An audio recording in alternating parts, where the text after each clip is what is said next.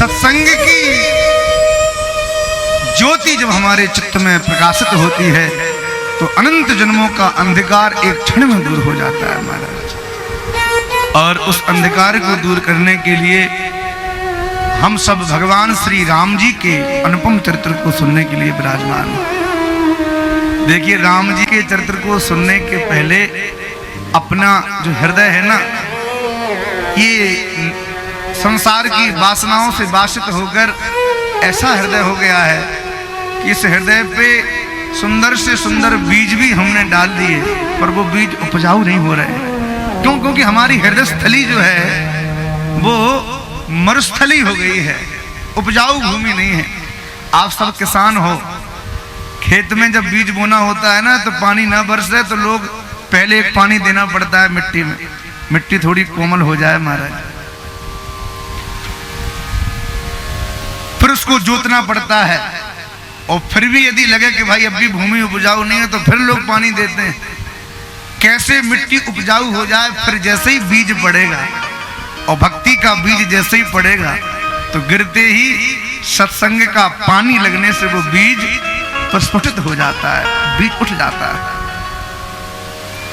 देखिए, सत्संग की जितनी महिमा है इतनी महिमा ही कुसंग की है। ये मत सोचना कि केवल कथा सुन ली तो हमारे पाप कट गए।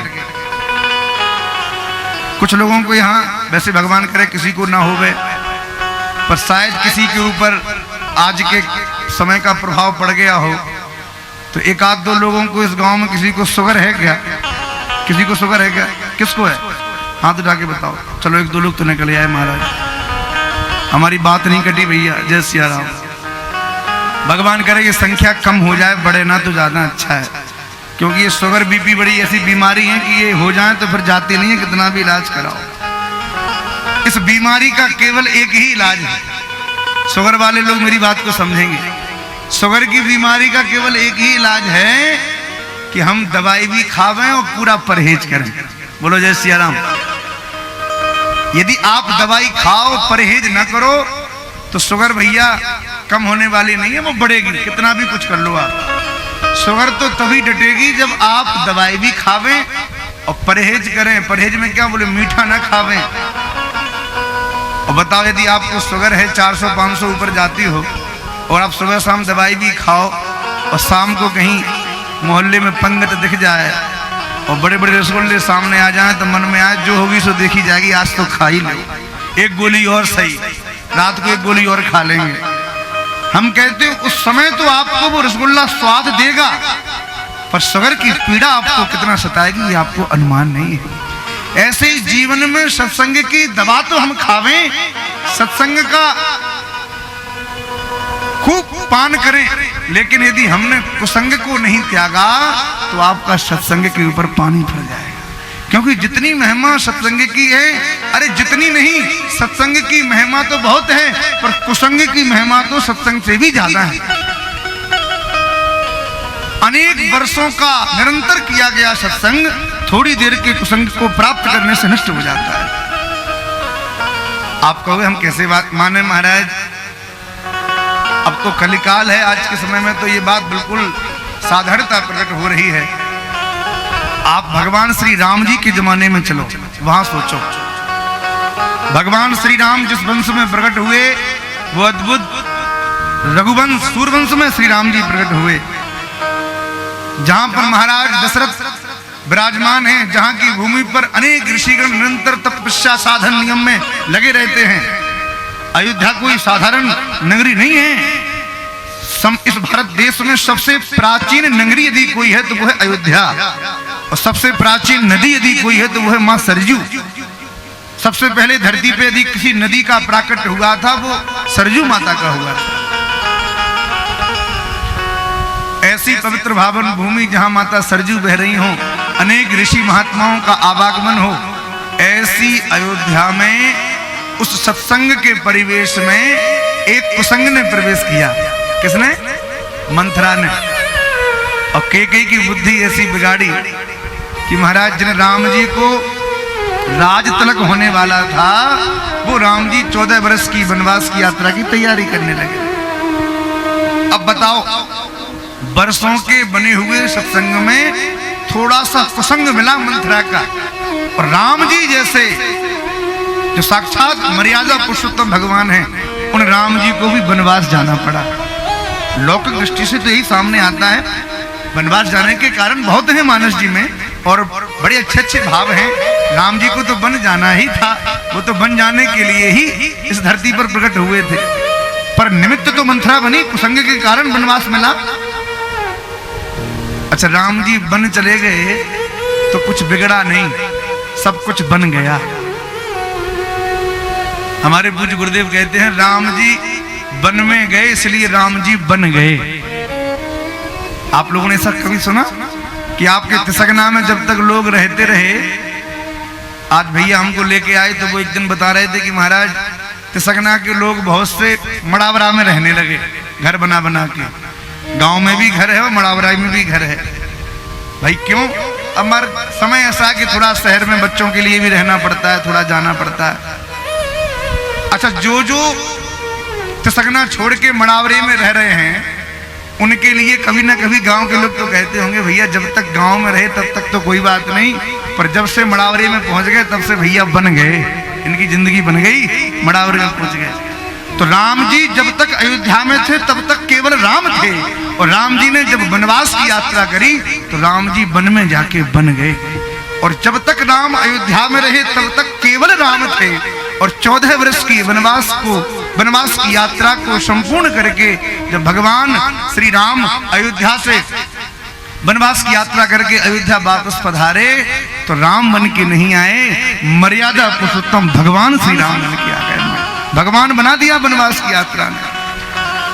और ये राम जी के चरित्र से हमें सीखना चाहिए कि जीवन में कितनी भी विपरीत परिस्थिति आ जावे, उन परिस्थितियों को हमें अनुकूलता के साथ स्वीकार करना चाहिए, क्योंकि वही परिस्थिति आपके जीवन में आपका बदलाव प्रकट करेगी। सब दिन एक जैसे किसी के नहीं होते महाराज। इस जीवन की गाड़ी में सुख दुख, हानि लाभ, यश अपयश जीवन भर लोगों को प्राप्त होता है। इसलिए इस यात्रा में यदि थोड़े बहुत कष्ट मिल जाएं तो उनको कष्ट न माने, अपने जीवन का उत्थान माने, अपना उत्थान समझे। अरे भाई, हीरा भी तभी बिकता है जब हीरे पे चोट दी जाती है। हमारा हीरे को भी तरासा जाता है तब हीरा की कीमत बढ़ती है। बोलो जय सिया राम। खा के सोओगे तो हीरा नहीं पूरा होने वाला, हीरे के लिए तो तरसना पड़ेगा, हमारा मेहनत करनी पड़ेगी, दिन रात मेहनत करनी पड़ेगी, तब जाके हीरा तरासा जाएगा और उसकी कीमत बढ़ेगी। तो भगवान श्री राम के उस राज्य में थोड़ा सा कुसंग प्रवेश कर गया तो राम जी वनवास चले गए। अब आ जाओ लंका में। लंका में जहां बड़े बड़े दैत्य हैं, रावण जैसे, जो रावण के चरित्र को भले आज के समय में बहुत से लोग ऐसा दिखावें कि रावण तो बड़ा वीर था, बड़ा विद्वान था, ब्राह्मण था, लेकिन रावण था दैत्य महाराज।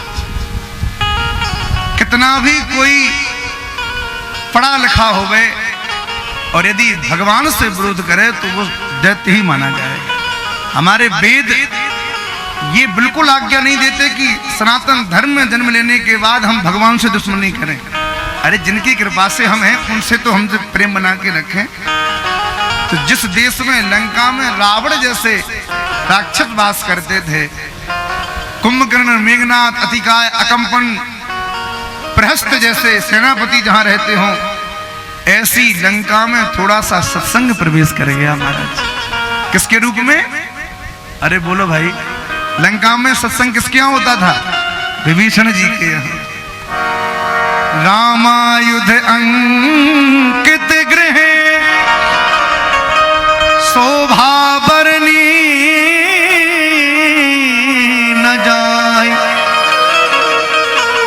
विभीषण जी महाराज की कुटिया में रामायुध, राम जी के आयुध बने हुए हैं और पूरी कुटिया पे राम राम लिखा है। और लंका में रह के भी विभीषण जी राम राम जप रहे हैं। इतनी हिम्मत किसी की हो सकती है लंका में कोई राम राम जप ले? पर विभीषण जी जप रहे हैं। एक दिन किसी ने रावण से शिकायत कर दी कि महाराज पूरी दुनिया से तो आप कहते हो कि हमारे शत्रु का नाम मत लिया करो, तुम्हारे भाई पूरे दिन राम राम की माला फेरते, उनको तो रोको जाके।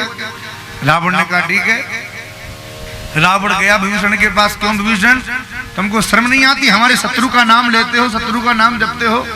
विभीषण जी ने कहा भैया आपको किसने बहका दिया? अरे किसने कहा कि हम राम जी का नाम ले रहे हैं? तो ये क्या लिखा है तुम्हारी कुटिया में?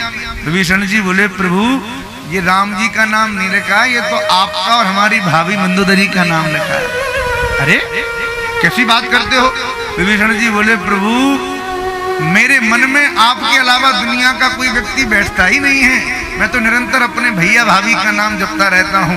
अब रावण मंदोदरी कहने में थोड़ा नाम लंबा पड़ रहा था, हम यदि माला भी करें और कहें रावण मंदोदरी तो माला जपने में टाइम लगता, इसलिए भैया हमने सोचा कि राम शब्द में रा से रावण और माँ से मंदोदरी दोनों नाम आ गए तो राम राम जप लेता हूँ, आपका भाभी का नाम ले लेता हूँ। रावण ने कहा ये बात ठीक है, तब कोई बात नहीं, जप जप। रावण चला गया। विभीषण ने राम जी के चरणों की स्मृति करी, धन्य हो प्रभु बच गए आज। यह है सत्संग को अपने जीवन में बनाए रखना, यह है परहेज। कि इतने बड़े कुसंग से भी विभीषण जी महाराज ने अपने सत्संग का परहेज कर दिया, पर हम लोग परहेज नहीं कर पाए। हम लोग सत्संग तो करते हैं, पर जीवन में कुसंग की जब परिस्थिति आ जाती है तब भैया उस कुसंग में ढलने में हम देर नहीं लगाते। खूब मंदिर भी जाएंगे, हनुमान जी के मंदिर में सुंदरकांड का पाठ भी कर लेंगे, सुबह शाम शिव जी पे लूटा भी चढ़ा लेंगे, और कहीं साले की बारात जाने लगी और साले ने कह दिया जीजा जी आज तो एक गिलास हो जाए, बस चाहे कुछ हो जाए, बस केवल एक दिन की बात है, फिर कभी अरे नहीं हमने छोड़ दी अपनी, अरे नहीं एक दिन तो पीना ही पड़ेगा। और जीजा जी के सामने जब ज्यादा आगे पीछे लोग घूमे तो जीजा जी भूल गए शिव जी का लोटा, हनुमान जी का मंदिर, लाओ जो होगी सो देखी जाएगी, और महाराज एक गिलास आराम कर गए। अब बताओ ये जो आपके चित्त में आपकी जो कमजोरी है ना, इस कमजोरी को पुष्ट करना ही सत्संग की रक्षा करना है। तो जय सिया राम।